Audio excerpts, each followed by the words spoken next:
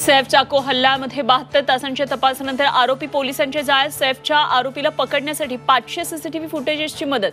बुटांमुळे हल्लेखोर पोलिसांच्या जाळ्यात.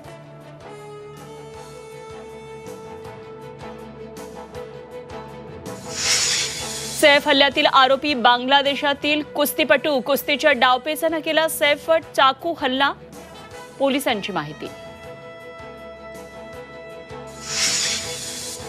पालकमंत्रीपदावरून महायुतीतला वाद चव्हाट्यावर. नाशिक रायगडच्या पालकमंत्रीपदाला स्थगिती. येवल्यामध्ये गिरीश महाजनांच्या समर्थकांमध्ये नाराजी.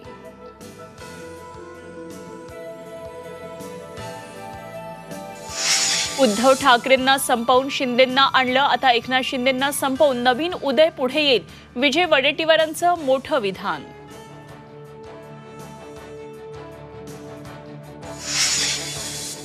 उदय सामंत यांच्यासोबत 20 आमदार असल्याचा राऊतांचा अंदाज. शिंदे रुसले तेव्हाच उदय सामंतांचा उदय होणार होता, मात्र शिंदे सावध झाले. राऊतांचं वक्तव्य.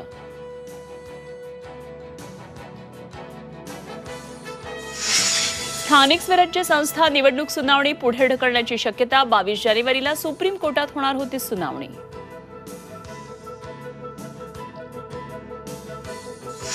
केस येण्याचा दावा करणाऱ्या सलमानला कोल्हापूर महानगरपालिकेच्या आरोग्य विभागाची नोटीस. सलमानच्या कागदपत्रांचीही केली मागणी.